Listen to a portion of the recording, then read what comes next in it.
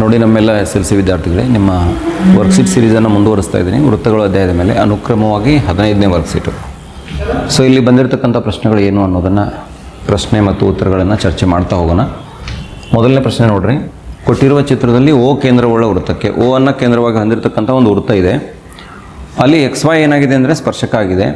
ಆಮೇಲೆ AOB 130 degree ಇದೆ. ಕೋನ AOB ಏನಾಗಿದೆ, ಈ ತ್ರಿಭುಜ OBA ಇದು 130 ಡಿಗ್ರಿ ಇದೆ. ಹಾಗಾದರೆ BAYನ ಅಳತೆಯನ್ನು ಕೇಳಿದ್ದಾರೆ, BAYನ ಅಳತೆ ಕೇಳಿದ್ದಾರೆ. ಈಗ ನಾನು OAB ತ್ರಿಭುಜವನ್ನು ಸ್ವಲ್ಪ ಗಮನಿಸ್ತೀನಿ. ಇಲ್ಲಿ ನೋಡ್ರಿ, OABನಲ್ಲಿ ಈ ಒಂದೇ ವೃತ್ತದ ತ್ರಿಜ್ಯಗಳಿವು, OA ಮತ್ತು OB ಒಂದೇ ವೃತ್ತದ ತ್ರಿಜ್ಯಗಳಾಗಿರೋದ್ರಿಂದ ಈ OB ಮತ್ತು OA ಎರಡು ಬಾಹು ಸಮ ಆಗಿ OBA ಅಥವಾ OAB ತ್ರಿಭುಜ ಎಂಥ ತ್ರಿಭುಜ ಆಗ್ತದೆ ಅಂದರೆ ಸಮದ್ವಿಬಾಹು ತ್ರಿಭುಜ ಆಗ್ತದೆ. ಹಾಗಾಗಿ ಸಮನಾಗಿರುವ ಬಾಹುಗಳಿಗೆ ಅಭಿಮುಖವಾಗಿರ್ತಕ್ಕಂಥ ಕೋನಗಳು ಸಮನಾಗಿರ್ಬೇಕು. ಈ ಕೋನ ಇದಕ್ಕೆ ಸಮ ಇರ್ತೈತೆ. ನಾನೇನು ಮಾಡ್ತೀನಿ, ಇದನ್ನು X ತೊಗೊಳ್ತೀನಿ, ಇದನ್ನು ಕೂಡ X ತೊಗೊಳ್ತೀನಿ. ಈಗ ತ್ರಿಭುಜ OABನಲ್ಲಿ ನೋಡಿ, ತ್ರಿಭುಜ OABನಲ್ಲಿ ಆ X ಕೋನ, ಇನ್ನೊಂದು X ಕೋನ ಮತ್ತು ಓನಲ್ಲಿ 130 ಡಿಗ್ರಿ ಇದೆ, ಈ 130 ಡಿಗ್ರಿ. ಈ ಮೂರನ್ನು ಕೂಡಿಸಿದ್ರೆ ನಿಮಗೆ ಎಷ್ಟು ಬರಬೇಕು, 180 ಡಿಗ್ರಿ ಬರಬೇಕು. ಯಾಕಂದರೆ ತ್ರಿಭುಜದ ಮೂರು ಒಳಕೋನಗಳ ಮೊತ್ತ 180 ಡಿಗ್ರಿ ಅಂತಕ್ಕಂಥದ್ದು ನಿಮಗೆಲ್ಲ ಗೊತ್ತು. ಈಗ 2x = 180ನಲ್ಲಿ 130 ಕಳೀರಿ. 180ರಲ್ಲಿ 130 ಕಳೆದ್ರೆ ಬರ್ತಕ್ಕಂಥ ಬೆಲೆ ಎಷ್ಟು ಬಂತು, 50 ಡಿಗ್ರಿ ಬಂತು. ಸರಿ, ಈಗ x = ಎಷ್ಟಾಗ್ತದೆ, 50/2 ಅಂದರೆ ಎಷ್ಟಾಯ್ತು ನೋಡ್ರಿ, 25 ಡಿಗ್ರಿ ಆಯ್ತು. ಅಂದ್ರೆ ಕೋನ OAB ಎಷ್ಟಾಯ್ತು, 25 ಆಯ್ತು. ನಿಮಗೆ ಕೇಳಿದ್ದೇನು, BAY ಕೇಳಿದ್ದಾರೆ. ಈಗ ನೋಡಿ, ಕೋನ OAB ಆಮೇಲೆ ಕೋನ BAY ಇವೆರಡೂ ಕೂಡಿಸಿದ್ರೆ ಎಷ್ಟಿರ್ಬೇಕು ನೋಡ್ರಿ. ಈ X ಕೋನ ಮತ್ತು ಈ ಬಾಜುಕಿನ ಕೋನ ಇವೆರಡೂ ಕೂಡಿಸಿದ್ರೆ ನೋಡ್ರಿ, OA ತ್ರಿಜ್ಯದ XY ಸ್ಪರ್ಶಕ ಮತ್ತು ತ್ರಿಜ್ಯದ ನಡುವಿನ ಕೋನ X ಮತ್ತು BAY ಕೂಡಿಸಿದ್ರೆ ಅದು 90 ಡಿಗ್ರಿ ಸಮ ಇರಬೇಕು. ಆದ್ರೆ OAB ಅಂದರೆ X ಅದ, OAB ಅಂದ್ರೆ ಏನು, X ಅದ. ಆಮೇಲೆ BAY ಗೊತ್ತಿಲ್ಲ ನಮಗೆ, ಆ್ಯಂಗಲ್ BAY ಹಂಗೆ ಬರ್ಕೊಳ್ಳೋಣ. ಈಕ್ವಲ್ ಎಷ್ಟಾಯ್ತು, 90 ಡಿಗ್ರಿ ಆಯಿತು. ಈಗ Xದ ಬೆಲೆ ಹಾಕಿರಿ. X ಅಂದರೆ ಎಷ್ಟು ಅಂತ ಗೊತ್ತು ಮಾಡ್ಕೊಂಡಿದ್ರೆ 25 ಡಿಗ್ರಿ ಇದೆ, 25 ಡಿಗ್ರಿ ಹಾಕ್ಕೊಂಡಿಲ್ಲ. 25 degree plus angle BAY equal ಎಷ್ಟು ಬಂತು ನೋಡ್ರಿ, 90 ಡಿಗ್ರಿ ಬಂತು. ಸರಿನಾ? ಈಗ BAY ಬೇಕಾಗಿದೆ ನಮಗೆ. BAY ಬಿಡಿಸಿದರೆ ಆ್ಯಂಗಲ್ BAY ಕೊಟ್ಟು, ಆದ್ದರಿಂದ ಈ ಕಡೆ ಬರಿತೀನಿ ನೋಡ್ರಿ. ಆದ್ದರಿಂದ ಕೋನ BAY = 90ರಲ್ಲಿ 25 ಕಳೀರಿ. 90 - 25 ಡಿಗ್ರಿ. 90ದೊಳಗೆ ನೀವು 25 ಕಳೆದ್ರೆ ಎಷ್ಟು ಬರ್ತದೆ ನೋಡ್ರಿ, 55 ಡಿಗ್ರಿ ಅಲ್ಲ. 90 - 25 ಸರಿ, 55 65 65 ಡಿಗ್ರಿ ಬರ್ತದೆ ಅನ್ನೋದನ್ನು ನೋಡ್ತೀವಿ. ಸರಿ, ಇದಿಷ್ಟು ಈ ಒಂದು ಪ್ರಶ್ನೆಗೆ ಪರಿಹಾರ. ಸರಿ, ಇವಾಗ ಮುಂದಿನ ಒಂದು ಪ್ರಶ್ನೆ ಏನಿದೆ ಅಂತ ನೋಡೋಣ. ದಯವಿಟ್ಟು ಎಲ್ಲರೂ ಗಮನಿಸ್ರಿ.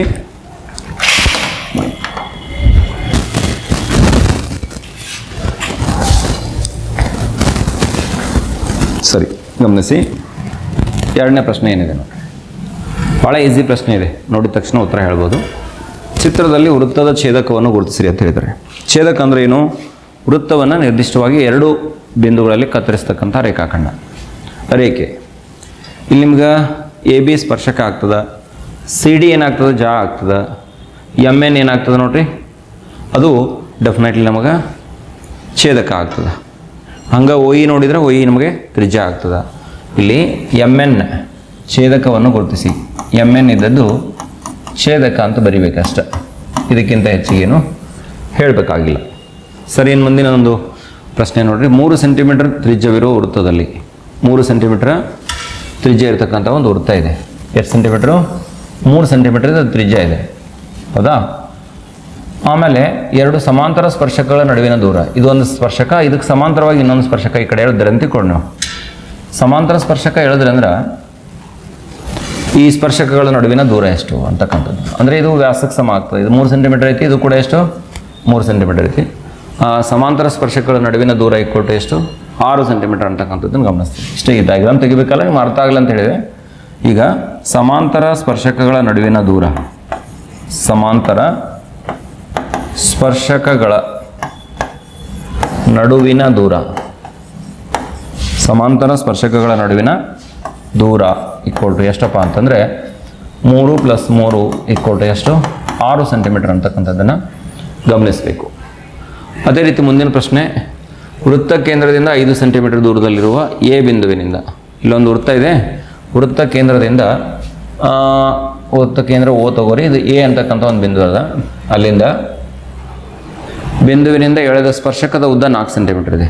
ಇಲ್ಲಿ ಒ ಬಿ ಇದನ್ನು ಸ್ಪರ್ಶಕ ಅನ್ಕೊಳ್ಳೋಣ ಅಥವಾ ಒ ಪಿ ಸ್ಪರ್ಶಕ ಅನ್ನೋಣ, ಇದನ್ನು 4 ಸೆಂಟಿಮೀಟರ್ ಇದೆ.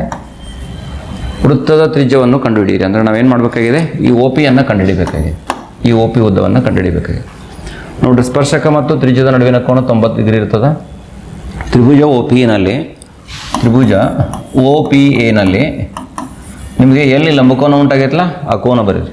ಕೋನ ಪಿ ಎಕ್ಕೋಟ ಎಷ್ಟು 90 ಡಿಗ್ರಿ. ಹಾಗಾಗಿ ವಿಕರ್ಣ ಯಾವಾಗ್ತದೆ ಅಂತ ಗಮನಿಸ್ತೀರಿ, ಓ ಎ ಇದ್ದದ್ದು ವಿಕರ್ಣ ಆಗ್ತದೆ. ಇಲ್ಲಿ ಈ ಲಂಬಕೋನಕ್ಕೆ ಅಭಿಮುಖವಾಗಿರ್ತಕ್ಕಂಥದ್ದು ಓ ಎ, ವಿಕರ್ಣದ ಮೇಲಿನ ವರ್ಗ O A square is equal to ಏನಾಗ್ಬಿಡ್ತದೆ ನಿಮಗೆ ಒ ಪಿ ಸ್ಕ್ವೇರ್ ಪ್ಲಸ್ ಎಷ್ಟು ಪಿ ಎ ಸ್ಕ್ವೇರ್ ಆಗ್ತದೆ.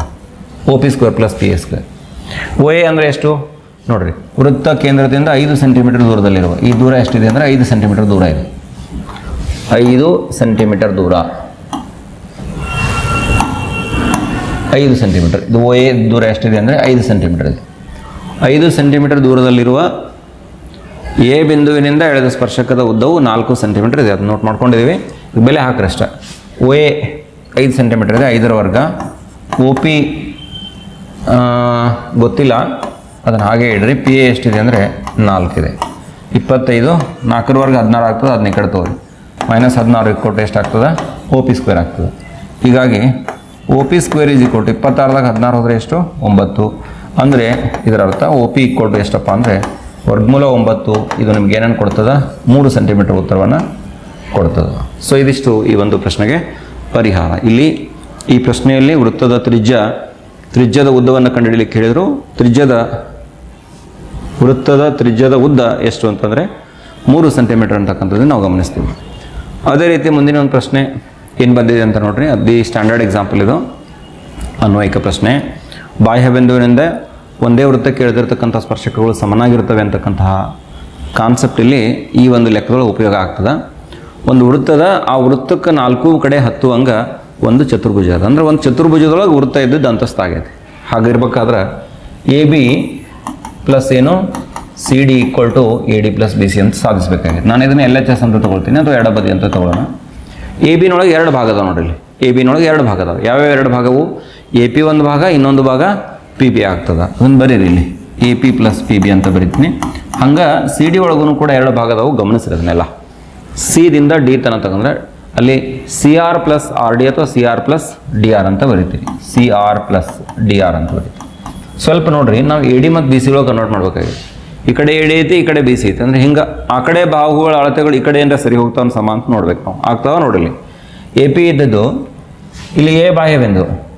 ಎ ಪಿ ಇದ್ದದ್ದು ಎದಕ್ಕೆ ಸಮ ಆಗ್ತದೆ, ಎ ಎಸ್ಗೆ ಸಮ ಆಗ್ತದೆ. ಎ ಪಿ ಬದಲಿ ಏನು ಬದಲಾಸ್ರಿ, ಎ ಎಸ್ ಬದಲಾರಿ. ಹಂಗೆ ಪಿ ಬಿ ಬದಲಿ ಪಿ ಬಿನ ಬದಲಾಗಿ ಈ ಕಡೆ ಪಿ ಬಿಯ ಉದ್ದ ಬಿ ಕ್ಯೂಬ್ ಸೇಮ್ ಆಗ್ತದೆ. ಬಾಹ್ಯ ಬಿಂದು ಬಿ ಆಗ್ತದೆ.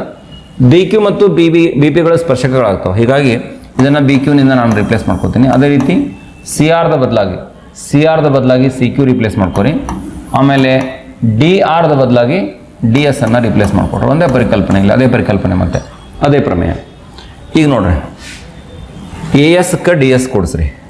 A S plus D S ಇದು ಒಂದು ಗುಂಪು ಮಾಡ್ಕೊಡಿ. ಇಲ್ಲಿ ಎ ಎಸ್ ಐತಿ, ಇಲ್ಲಿ ಡಿ ಎಸ್ ಐತಿ, ಅವೆರಡನ್ನೂ ಜೋಡಿಸ್ಕೊಂಡಿದ್ದೀನಿ ಅಷ್ಟೇ. ಇನ್ನೆರಡು ಉಳಿದವಲ್ಲ, ಬಿ ಕ್ಯೂ ಮತ್ತು ಸಿ ಕ್ಯೂ ಉಳಿದು plus B Q plus C Q ಅನ್ನು ಕೊಡಿಸ್ಕೊರಿ. B Q plus C Q ಕೊಟ್ಟರು. ಎ ಎಸ್ಗೆ ಡಿ ಎಸ್ ಕೊಡಿಸಿದ್ರೆ, ಎ ಎಸ್ಗೆ ಡಿ ಎಸ್ ಕೊಡಿಸಿದ್ರೆ ಎ ಡಿ ಉದ್ದ ಆಯಿತು, ಎ ಡಿ ಆಯ್ತಲ್ಲ ನೋಡ್ರಿ, ಎ ಡಿ. ಆಮೇಲೆ ಬಿ ಕ್ಯೂಗೆ ಸಿ ಕ್ಯೂ ಕೊಡಿಸಿದ್ರೆ, ಬಿ ಕ್ಯೂಗೆ ಸಿ ಕ್ಯೂ ಕೊಡಿಸ್ಬಿಟ್ರೆ B Q plus C Q ಕೊಟ್ಟರು. B Q plus C Q ಅಂದರೆ ಸಿ ಬಿ ಉದ್ದ ಅಥವಾ ಬಿ ಸಿ ಉದ್ದ, A D plus B C. ನಾವು ಎಷ್ಟೇ ಸಾಧಿಸಬೇಕಾಗಿದೆ, ಇದನ್ನು ಬಲಬದಿ ಅಂತ ಬರಿ. ಇದು ರೈಟ್ ಹ್ಯಾಂಡ್ ಸೈಡ್ ಆಯಿತು. ಸರಿ, ಇದಿಷ್ಟು ಅರ್ಥ ಆಯ್ತಲ್ಲ ನಮಗೆಲ್ಲ. ಸರಿ, ಇದೇ ರೀತಿ ಮತ್ತೊಂದು ಪ್ರಶ್ನೆ ಏನಿದೆ ಅಂತ ನೋಡ್ರಿ. ಇಲ್ಲಿ ಏಕಕೇಂದ್ರೀಯ ವೃತ್ತಗಳದಾವೆ 2. ನೋಡಿರಿ, ಇದು ಒಂದು ವೃತ್ತ, ಇದು ಇನ್ನೊಂದು ವೃತ್ತ, ಎರಡು ಏಕಕೇಂದ್ರೀಯ ವೃತ್ತಗಳು. ಅಂದರೆ ಇದು ಕೇಂದ್ರ ಒಂದೇ ಅದ. ಇವೆರಡು ವೃತ್ತಗಳಿಗೆ ಕೇಂದ್ರ ಏನಿದೆಯಲ್ಲ ಒಂದೇ ಆಗಿದೆ, ಅದನ್ನು ಓ ಅಂತ ಅಂದ್ಕೋತೀನಿ ನಾನು. ಸರಿನಾ? ಚಿಕ್ಕ ವೃತ್ತಕ್ಕೆ ಸ್ಪರ್ಶಿಸುವಂತೆ ನೋಡಿ, ಚಿಕ್ಕ ವೃತ್ತವನ್ನು ಸ್ಪರ್ಶಿಸುವಂಗ ದೊಡ್ಡ ವೃತ್ತಕ್ಕೆ ಒಂದು ಜಾ ಅನ್ನು ಎಳೆಯಲಾಗಿದೆ. ಆ ಜಾದ ಉದ್ದವನ್ನು ನಾವು ಕಂಡುಹಿಡಬೇಕಾಗಿದೆ. ಅದಕ್ಕೇನು ಮಾಡ್ತೀನಿ ನಾನೀಗ, ಓ ಇದು ಜಾ ಎ ಬಿ ಅಂತ ಹೆಸರಿಸ್ಕೊಳ್ಳೋಣ. ನೋಡ್ರಿ, ಓ ಎದ ಉದ್ದ ಕೊಟ್ಟಿದ್ದಾನೆ. ದೊಡ್ಡ ವೃತ್ತದ ತ್ರಿಜ್ಯ ಎಷ್ಟು? 5 ಸೆಂಟಿಮೀಟ್ರು. ಚಿಕ್ಕ ವೃತ್ತದ ತ್ರಿಜ್ಯ ಹಿಂಗೆ ತಗೋರಿದ್ನ, ಇದನ್ನು ಪಿ ಅಂತೀನಿ. ಓ ಪಿ ಎಷ್ಟು ಅಂತಂದ್ರೆ 3 ಸೆಂಟಿಮೀಟರ್ ಅದು. ಹೌದಾ? ಈ ಎ ಬಿ ಉದ್ದವನ್ನು ಕಂಡುಹಿಡಿಯಲಿಕ್ಕೆ ಹೇಳಿದಾನ. ನಾವೇನು ಮಾಡೋಣ ಅಂದ್ರೆ ಎ ಪಿ ಕಂಡುಹಿಡ್ಕೊಳ್ಳೋಣ. ಎ ಪಿದ 2ರಷ್ಟು ಎ ಬಿ ಇರ್ತದೆ. ಯಾಕಂದ್ರೆ ವೃತ್ತ ಕೇಂದ್ರದಿಂದ ಜಾ ಕೇಳದ ಲಂಬವು ಜಾವನ್ನು ಅರ್ಧಿಸುತ್ತದೆ ಅಂತಕ್ಕಂಥದ್ದನ್ನು 9ನೇ ತರಗತಿಗಳು ಓದಿದ್ದೀನಿ. ಅಂದ್ರೆ ನಮಗೆ ಎ ಪಿ ಸಿಕ್ತು ಅಂದ್ರೆ ಎ ಪಿ ನಷ್ಟ ಪಿ ಬಿ ಇರ್ತೈತಿ, ಅಥವಾ ಎ ಬಿ ಇದ್ದದ್ದು ಎ ಪಿನ 2ರಷ್ಟು ಇರ್ತದೆ. ಎ ಪಿ ಲೆಕ್ಕಾಚಾರ ಮಾಡ್ಕೊಂಡ್ಬಿಟ್ರೆ ಎ ಬಿ ಉದ್ದ ಸಿಕ್ಕಂಗನ ನಮಗೆ ಇಷ್ಟು ಲೆಕ್ಕಾಚಾರ ಮುಂದಾಗಬೇಕು. ಸರಿ, ದಯವಿಟ್ಟು ಗಮನಿಸ್ಬೇಕು, ಎಲ್ಲರೂ ಗಮನಿಸಬೇಕು. ನೋಡ್ರಿ, ತ್ರಿಭುಜ ಒ ಎ ಪಿನಲ್ಲಿ ಎಲ್ಲಿ ಲಂಬಕೋನ ಇದೆ ನೋಡ್ರಿ. ಎ ಬಿ ಸ್ಪರ್ಶಕ, ಒ ಪಿ ತ್ರಿಜ್ಯ, ಅಂದ್ರೆ ಕೋನ ಎ ಪಿ ಒ ಏನಾಗಬೇಕು? ಲಂಬಕೋನ ತ್ರಿಭುಜ ಆಗಬೇಕು. ಎ ಪಿ ಒನಲ್ಲಿ ಲಂಬಕೋನ, ಎ ಪಿ ಒ ಅಥವಾ ಎ ಪಿ ಲಂಬಕೋನ ತ್ರಿಭುಜ ಆಗ್ತದೆ. ಪಿ ನಲ್ಲಿ ಲಂಬಕೋನ ಇದೆ. ಇದು ಲಂಬಕೋನ ಆಗೋದ್ರಿಂದ ವಿಕರ್ಣ ಯಾವುದು? ಒ ಎ ಆಗ್ತದೆ. ವಿಕರ್ಣದ ಮೇಲಿನ ವರ್ಗ O A square equal to O P square plus A P square. O P square plus ಏನು ಬರೆಯೋಣ? ಎ ಪಿ ಸ್ಕ್ವೇರ್ ಬರೆಯೋಣ. ಸರಿನಾ? ಈಗ ಒ ಪಿ 3, ಎ ಪಿ ಗೊತ್ತಿಲ್ಲ, ಒ ಎ 5 ಇದೆ. 5ರ ವರ್ಗ 5ರ ವರ್ಗ 25, 3ರ ವರ್ಗ 9 ಪ್ಲಸ್ ಎ ಪಿ ಸ್ಕ್ವೇರ್ ಹಾಗೆ ಬರ್ಕೊಳ್ಳೋಣ. ಈಗ ಎ ಪಿ ಸ್ಕ್ವೇರಿಗೆ ಬಿಡಿಸ್ಕೊಂಡ್ಬಿಟ್ರೆ A P square is equal to 25 minus 9 ಅಂದರೆ ಎಷ್ಟು ಬರ್ತದೆ? 16 ಬರ್ತದೆ. ಅಂದರೆ ಎ ಪಿ ಈಕ್ವಲ್ ಟು ವರ್ಗಮೂಲ 16 ರೂಟ್ ತೊಗೊಂಡ್ರೆ 4 ಸೆಂಟಿಮೀಟ್ರ್ ಆಯಿತು. ಆಗಲೇ ಹೇಳಿದೆ ನಿಮಗೆ, ಎ ಬಿಯು ಎ ಪಿಯ 2ರಷ್ಟು ಇರುತ್ತದೆ, 2 ಇಂಟು ಎ ಪಿ. ಹಾಗಾಗಿ 2 ಗುಂಡ್ಲೆ 4 ಅಂದರೆ 4 2 ಎಷ್ಟು? 8 ಸೆಂಟಿಮೀಟರ್ ಅಂತಕ್ಕಂಥದ್ದನ್ನು ಗಮನಿಸ್ತೀವಿ. ಸೊ ಇದಿಷ್ಟು ಈ ಒಂದು ಪ್ರಶ್ನೆಗೆ ಪರಿಹಾರ. ಸರಿ, ಇನ್ನು ಮುಂದೆ ಒಂದು ಪ್ರಮೇಯ ಇದ್ದ ಹಾಗಿದೆ. ಏನಪ್ಪ ಅಂತಂದರೆ ನೋಡ್ರಿ, ಎಲ್ಲರೂ ಗಮನಿಸ್ರಿ. ಈ ಚಾಪ್ಟರ್ದೊಳಗೆ ಇರುವ 2 ಪ್ರಮೇಯ ಅದಾವ. 2ರೊಳಗೆ 1 ಪ್ರಮೇಯ ಗ್ಯಾರಂಟಿ ನಿಮ್ಗೆ ಪರೀಕ್ಷೆಗೆ ಬಂದೇ ಬರ್ತದೆ. ಅಂದ್ರೆ 3 ಅಂಕ ಫಿಕ್ಸ್. ಒಂದು 2 ಥಿಯರಮ್ಸ್, ಸಣ್ಣ ಥಿಯರಮ್ಸ್ ಅದಾವೆ. ಇಷ್ಟು ಪರ್ಫೆಕ್ಟ್ ಮಾಡ್ಕೊಂಡ್ಬಿಟ್ರೆ ನಿಮಗೆ 3 ಮಾರ್ಕ್ಸ್ ಗ್ಯಾರಂಟಿ ಇದೆ. ಇದು ಗಮನದಾಗಿರಲಿ. ವೃತ್ತದ ಮೇಲಿನ ಯಾವುದೇ ಬಿಂದುವಿನಲ್ಲಿ ಎಳೆದ ಸ್ಪರ್ಶಕವು ಸ್ಪರ್ಶ ಬಿಂದುವಿನಲ್ಲಿ ಎಳೆದ ತ್ರಿಜ್ಯಕ್ಕೆ ಲಂಬವಾಗಿರುತ್ತದೆ ಎಂದು ಸಾಧಿಸಿ ಅಂತಕ್ಕಂಥದ್ದು. ಸರಿ, ಈಗ ದತ್ತಾಂಶ ಏನು ನೋಡ್ರಿ. ಇಲ್ಲಿ ಈ ಚಿತ್ರವನ್ನು ಗಮನಿಸ್ರಿ ಎಲ್ಲರೂ.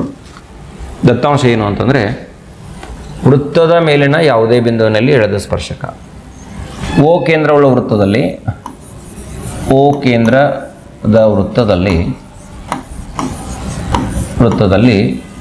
ನಮಗೆ ಎಕ್ಸ್ ವೈ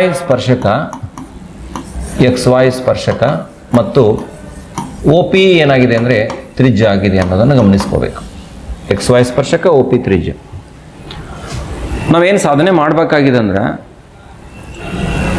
ಸ್ಪರ್ಶಕವು ಸ್ಪರ್ಶ ಬಿಂದುವಿನಲ್ಲಿ ಎಳೆದ ತ್ರಿಜ್ಯಕ್ಕೆ ಲಂಬವಾಗಿದೆ. ಸ್ಪರ್ಶಕ ಅಂದರೆ ಯಾವುದಿಲ್ಲಿ? ಎಕ್ಸ್ ವೈ ಸ್ಪರ್ಶಕ. ಸ್ಪರ್ಶ ಬಿಂದು ಯಾವುದು? ಪಿ. ಅದರಲ್ಲಿ ಎಳೆದಿರ್ತಕ್ಕಂಥ ತ್ರಿಜ್ಯಕ್ಕೆ ಇದು ಲಂಬ ಆಗಿದೆ. ಅಂದರೆ ಎಕ್ಸ್ ವೈ ಲಂಬ ಒ ಪಿ, ಎಕ್ಸ್ ವೈ ಲಂಬ ಒ ಪಿ ಅಥವಾ ಒ ಪಿ ಲಂಬ ಎಕ್ಸ್ ವೈ ಅಂತ ಸಾಧಿಸಬೇಕು. ಇದಕ್ಕೆ ರಚನೆ ಏನೇನು ಮಾಡ್ಕೊಂಡಿದ್ದೀವಿ ಅಂದರೆ, ನಾವು ಪಿ ಹೊರತುಪಡಿಸಿ, ಈಗ ಆಲ್ರೆಡಿ ಡ್ರಾ ಆಗಿದೆ ಇದು, ಪಿ ಹೊರತುಪಡಿಸಿ ನೋಡಿ, ಪಿ ಹೊರತುಪಡಿಸಿ ಎಕ್ಸ್ ವೈ ಮೇಲೆ ಪಿ ಹೊರತುಪಡಿಸಿ ಎಕ್ಸ್ ವೈ ಮೇಲೆ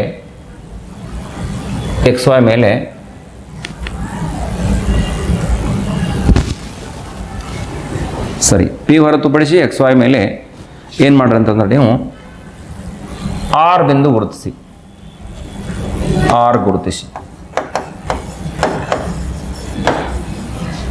ಅಥವಾ ಕ್ಯೂ ತಗೊಳ್ರಿ. ಈಗ ನೀವು ಇದನ್ನು ಆರ್ ತೊಗೊಂಡ್ರಿ ಅಂದ್ರೆ ಇಲ್ಲಿ ಏನು ತಗೋಬೇಕು? ಇಲ್ಲಿ ಕ್ಯೂ ತಗೋರಿ. ಆ ವೃತ್ತವನ್ನು ಸಂಧಿಸಿರ್ತಕ್ಕಂಥ ಬಿಂದು ಇದ್ದಿಲ್ಲ ಅದನ್ನ ಕ್ಯೂ ಅಂತ ತಗೊಳ್ಳಿ. ನೀವು ಪ್ರಾಕ್ಟೀಸ್ ಒಮ್ಮೆ ಇಲ್ಲಿ ಎಕ್ಸ್ ವೈ ಬದಲಿ ಎ ಬಿ ತೊಗೊಂಡಿರ್ಬೋದು, ಪಿ ಕ್ಯೂ ಬದಲಿ ಸಿ ಡಿ ತೊಗೊಂಡಿರ್ಬೋದು. ಸಂಕೇತಗಳು ಏನೂ ಬದಲಾಗಲಿ, ಕಾನ್ಸೆಪ್ಟ್ ಬದಲಾಗೋದಿಲ್ಲ. ಸರಿಯಾಗಿ ಅದನ್ನ ಅರ್ಥ ಮಾಡ್ಕೊಳ್ರಿ. ಸರಿನಾ? ಗುರುತಿಸಿ ಮತ್ತು ಪಿ ಹೊರತುಪಡಿಸಿ ಎಕ್ಸ್ ವೈ ಮೇಲೆ ಆರ್ ಗುರುತಿಸಿ ಓ ಆರ್ ಸೇರಿಸಿ. ಇಷ್ಟು ನಾನೇನು ಮಾಡಿದ್ದೇನೆ ಅಂದರೆ ಕನ್ಸ್ಟ್ರಕ್ಷನನ್ನು ಮಾಡ್ಕೊಂಡಿದ್ದೀನಿ. ಇಲ್ಲಿ ಗಮನ ಕೊಡ್ರಿ ಎಲ್ಲರೂ. ಇದು ವೃತ್ತ ಇದೆ, ಇದು ಎಕ್ಸ್ ವೈ ನಿಮಗೆ ಸ್ಪರ್ಶಕ ಇದೆ, ಆಮೇಲೆ ವೃತ್ತ ಕೇಂದ್ರ ಇದೆ ಒ ಪಿ, ಇದು ಪಿ ಸ್ಪರ್ಶಬಿಂದು. ಈ ರೀತಿ ನಿಮ್ಗೆ ಇಲ್ಲಿ ಆರ್ ತೊಗೊಂಡಿವಿ, ಇದನ್ನು ಕ್ಯೂ ಅಂತ ಗುರುತಿಸ್ಕೊಂಡಿದ್ವಿ. ಸರಿನಾ? ಇಷ್ಟು ನಾವು ಮಾಡ್ಕೊಂಡಿದ್ವಿ. ಸಾಧನೆ ಭಾಳ ಸರಳ ಇದೆ, ದಯವಿಟ್ಟು ಲಕ್ಷ್ಯ ಕೊಡಬೇಕು. ಓ ಆರ್ನ ಉದ್ದ 2 ಭಾಗಗಳಾಗಿ ಹಂಚಿ ಹೋಗಿದೆ. ಯಾವ್ಯಾವು? ಓ ಕ್ಯೂ ಮತ್ತು Q R. O Q plus Q R ಅಂತ ಬರ್ಕೊಳ್ಳೋಣ. ಸರಿನಾ? O Q plus Q R. ಈಗ ನಾನು ಓ ಆರನ್ನು ಓ ಕ್ಯೂದೊಂದಿಗೆ ಮಾತ್ರ ಹೋಲಿಸ್ಕೊಂಡ್ರೆ ಓ ಆರ್ ಇದ್ದದ್ದು ದೊಡ್ಡದಾಗ್ತದೆ. ಓ ಆರ್ ದೊಡ್ಡದು, ಓ ಕ್ಯೂ. ಗೊತ್ತೀರಾ ಇದು? ನೋಡ್ರೆ ಕ್ಯೂ ಆರ್ ಪಾರ್ಟ್ ಬಿಟ್ಟಿದ್ದೀನಿ ಇಲ್ಲಿ. ಕ್ಯೂ ಆರ್ ಬಿಟ್ಟ ಓ ಆರ್ ಅಷ್ಟ ನೀವು ಹೋಲಿಸ್ಕೊಳಕತ್ರ, ಓ ಆರ್ ಮತ್ತು ಓ ಕ್ಯೂಗೆ ಹೋಲಿಸ್ಕೊಳಕತ್ರ ಓ ಆರ್ ಇದ್ದದ್ದು ಓ ಕ್ಯೂಕ್ಕಿಂತ ದೊಡ್ಡದು ಅನ್ನೋದು ಈಸಿಲಿ ಗೊತ್ತಾಗ್ತದೆ. O to R, O to Q, ಈ 2 ಲೆಂತ್ ಹೋಲಿಸ್ಕೊಡ್ರಿ. ಹೋಲಿಕೆ ಏನು ಮಾಡಿಕೊಡ್ರಿ ಉದ್ದದಲ್ಲಿ. ಓ ಆರ್ ದೊಡ್ಡದು, ಓ ಕ್ಯೂ ಆಯಿತು. ಸರಿನಾ? ಈಗ ಓ ಆರ್ ದೊಡ್ಡದು, ಓ ಕ್ಯೂ ಇದೆ. ನಾನೇನು ಮಾಡ್ತಾ ಇದ್ದೀನಿ, ಓ ಆರ್ ದೊಡ್ಡದು, ಓ ಕ್ಯೂದ ಬದಲಿ ಏನು ಹಾಕ್ತೀನಿ ಅಂದರೆ ಇಲ್ಲಿ ಓ ಪಿ ಹಾಕ್ತೀನಿ. ಯಾಕಂದ್ರೆ ಓ ಕ್ಯೂ ಉದ್ದ ಓ ಪಿ ಉದ್ದ 2 ಒಂದಾಗ್ತದೆ. ಸರಿನಾ? ಆ ಓ ಪಿ ಈ ಕಡೆ ಬರ್ಕೋತೀನಿ, ಆಮೇಲೆ ಲೆಸ್ ದೆನ್ ಓ ಆರ್ ಆಗ್ತದೆ. ಇದು ಗ್ರೇಟರ್ ದೆನ್ ಇದ್ದೇನೆ ಆಗಬೇಕು, ಲೆಸ್ ದೆನ್ ಆಗಬೇಕು. ಅದ್ಲು ಬದಲು ಮಾಡಿದ್ದೇನಲ್ಲ. ಈಗ ನೋಡಿರಿ 2 3 2 3 ಬರ್ಕೊಂಡ್ರೆ 2 3ಕ್ಕಿಂತ ಸಣ್ಣದ. 3 ಈ ಕಡೆ ಬರ್ಕೊಂಡ್ರಿ, 2 ಈ ಕಡೆ ಬರ್ದನ್ನು 3 ದೊಡ್ಡದಾಗಂಗಿಲ್ಲ. ಹಂಗೆ ಇಲ್ಲಿ ಗ್ರೇಟರ್ ದೆನ್ ಐತಿ, ಇದನ್ನ ಲೆಸ್ ದೆನ್ ಮಾಡ್ಕೊಂಡೆ. ನೋಡ್ರಿ ಗ್ರೇಟರ್ ದೆನ್ ಇದ್ದದ್ದು ಏನಾಗ್ತೈತಿ, ಲೆಸ್ ದೆನ್ ಆಗ್ತೈತೆ ಅನ್ನೋದನ್ನು ಗಮನಿಸಿ. ಈಗ O P less than O R, ಇದು ಯಾವ ಅರ್ಥ ಕೊಡ್ತದ ಅನ್ನೋದನ್ನು ಸ್ವಲ್ಪ ನೋಡ್ರಿ. O P less than O R. O ಪಿಯು ಯಾವಾಗಲೂ ಇಲ್ಲಿ ನೋಡ್ರಿ, ಓ ಪಿಯು ಎಕ್ಸ್ ವೈಗೆ ಇರುವ O P less than O R. ನೋಡ್ರಿ ಆರ್ ಇದ್ದದ್ದು ಪಿ ಹೊರತುಪಡಿಸಿ ಎಕ್ಸ್ ವೈ ಮೇಲೆ ಯಾವುದೇ ಒಂದು ಬಿಂದು ಆಗೈತೆ, ಪಿ ಒಂದು ಬಿಟ್ಟು ನೀವು ಎಲ್ಲೇ ತೊಗೊಂಡ್ಬರ್ರಿ ಆರ್. ಆ ಓ ಆರ್ ಯಾವತ್ತೂ ನೋಡ್ರಿ, ಓ ಆರ್ ಯಾವತ್ತೂ ದೊಡ್ಡದಾಗ್ತದೆ, ಓ ಪಿ ಯಾವತ್ತೂ ಸಣ್ಣದಾಗ್ತದೆ. ಅಂದರೆ ಓ ಪಿನ ಕನಿಷ್ಠ. ಎಲ್ಲಿಂದ ಓದಿಂದ ಇರತಕ್ಕಂತಹ ಎಕ್ಸ್ ವೈಗೆ ಇರತಕ್ಕಂಥ ಎಲ್ಲ ದೂರಗಳಲ್ಲಿ ಓ ಪಿ ಇದ್ದದ್ದು ಕನಿಷ್ಠ ದೂರ. ಓ ಪಿಯು ಎಕ್ಸ್ ವೈಗೆ ಇರುವ ಕನಿಷ್ಠ ದೂರ ಅಂತಕ್ಕಂಥದ್ದನ್ನು ನಾವು ಗಮನಿಸ್ತೀವಿ. ಓ ಪಿ ಇದ್ದದ್ದು ಎಕ್ಸ್ ವೈಗೆ ಇರತಕ್ಕಂಥ ಕನಿಷ್ಠ ದೂರ ಆಗಿರೋದ್ರಿಂದ ಇದು ನಮಗೇನು ಸೂಚಿಸ್ತೈತೆ ಅಂದರೆ ಓ ಪಿ ಇದ್ದದ್ದು ಎಕ್ಸ್ ವೈಗೆ ಲಂಬ ಆಗಿದೆ ಅಂತಕ್ಕಂಥದ್ದನ್ನು ಹೇಳ್ತೀವಿ. ಯಾವ ದೂರ ಬಾಹ್ಯಬಿಂದುವಿನಿಂದ ಒಂದು ಸರಳ ರೇಖೆಗೆ ಲಂಬವಾಗಿರ್ತದೆ ಅಂದರೆ ಕನಿಷ್ಠ ದೂರ ಯಾವತ್ತೂ ಲಂಬವಾಗಿರ್ತದೆ. ಅಂದರೆ ಓ ಪಿ ಲಂಬ ಎಕ್ಸ್ ವೈ ಹೇಳ್ಬೋದು, ಅಥವಾ ಎಕ್ಸ್ ವೈ ಲಂಬ ಓ ಪಿ ಅಂತ ಹೇಳ್ಬೋದು. ನಾವೇನು ಸಾಧಿಸಬೇಕಾಗಿತ್ತು ನೋಡ್ರಿ, ಎಕ್ಸ್ ವೈ ಲಂಬ ಓ ಪಿ ಅಂತ ಸಾಧಿಸಬೇಕಾಗಿತ್ತು. ಅರ್ಥ ಆಯ್ತಲ್ಲ? ನೋಡಿರಿ, ಎಕ್ಸ್ ವೈ ಲಂಬ ಒ ಪಿ ಅಂತ ಸಾಧಿಸಬೇಕಾಗಿತ್ತು. ಸೊ ಇದಿಷ್ಟು ಇಲ್ಲಿ ನಮಗೆ ಸಾಧನೆ ಪೂರ್ಣ ಆಯಿತು. ಭಾಳ ಸುಲಭವಾಗಿರ್ತಕ್ಕಂತಹ ಪ್ರಮೇಯ ಇದೆ. ಸರಿಯಾಗಿ ನೀವು ಏನಕ್ಕೆ ಏನಾರು ಬರೆದ್ರೆ ನಡೆಯಂಗಿಲ್ಲ, ಹೆಂಗಾರು ಡಯಾಗ್ರಾಮ್ ತೆಗೆದ್ರೆ ನಡೆಯಂಗಿಲ್ಲ. ನೀಟಾಗಿ ಡಯಾಗ್ರಾಮ್ ತೆಗಿಬೇಕು, ಅಲ್ಲಿ ಹೆಸರಿಸೋದೊಂದು ಬರೆಯೋದೊಂದು, ಏನಕ್ಕೆ ಏನಾರೇ ಮಾಡಿದರೆ ಬಾಹ್ಯಾಟ್ ಹೊಡೆದ್ರೆ ಆಗೋದಿಲ್ಲ. ಅರ್ಥ ಮಾಡಿಕೊಂಡು ಈ ಪರಿಕಲ್ಪನೆಯನ್ನು ನೆನಪಿಟ್ಕೊಂಡು ಪ್ರಾಕ್ಟೀಸ್ ಮಾಡಿ. ಸರಿ, ಇನ್ನೊಂದು ಮುಖ್ಯವಾಗಿರತಕ್ಕಂಥ ಪ್ರಮೇಯ, ಬಾಹ್ಯ ಬಿಂದುವಿನಿಂದ ವೃತ್ತಕ್ಕೆ ಎಳೆದ ಸ್ಪರ್ಶಕಗಳ ಉದ್ದವು ಸಮನಾಗಿರುತ್ತದೆ ಎಂದು ಸಾಧಿಸಿ. ಬಹಳ ಸುಲಭ ಇದೆ ನೋಡ್ರಿ. ಬಾಹ್ಯ ಬಿಂದುವಿನಿಂದ ಓ ಕೇಂದ್ರವನ್ನು ಹೊಂದಿರತಕ್ಕಂಥ ಒಂದು ವೃತ್ತ ಇದೆ, ಪಿ ಬಾಹ್ಯ ಬಿಂದು ತೊಗೊಂಡಿದ್ದೀನಿ. ಆ ಬಾಹ್ಯ ಬಿಂದುವಿನಿಂದ 2 ಸ್ಪರ್ಶಕಗಳನ್ನು ಎಳೆದಿದ್ವಿ, ಪಿ ಕ್ಯೂ 1 ಮತ್ತು ಪಿ ಆರ್, ಇವೆರಡು ಸ್ಪರ್ಶಕಗಳು ನಮಗೆ ಇಲ್ಲಿ ನೋಡ್ರಿ. ದತ್ತಾಂಶದಲ್ಲಿ ಏನು, ಓ ಕೇಂದ್ರವುಳ್ಳ ವೃತ್ತಕ್ಕೆ, ಇಲ್ಲಿ ಓ ಕೇಂದ್ರ ಇದೆ, ಓ ಕೇಂದ್ರದ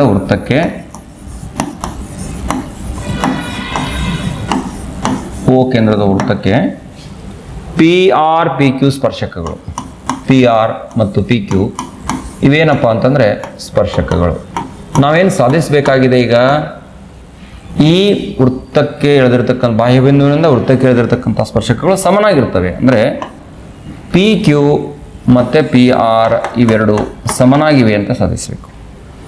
ಇದಕ್ಕೆ ಒಂದಿಷ್ಟು ಚಿಕ್ಕದಾಗಿರ್ತಕ್ಕಂಥ ರಚನೆ ನೋಡಿ, 3 ಸೇರಿಸ್ಕೊಂಡೆ ನಾನು ಅಲ್ಲಿ. ಓ ಪಿ ಸೇರಿಸಿದೆ, ಓ ಕ್ಯೂ ಸೇರಿಸಿದೆ, ಓ ಆರ್ ಸೇರಿಸಿದೆ. ಒ ಪಿ, ಒ ಕ್ಯೂ ಮತ್ತು ಒ ಆರ್ ಈ ಮೂರನ್ನು ಸೇರಿಸ್ತಕ್ಕಂತಹ ಕೆಲಸವನ್ನು ಮಾಡಿ.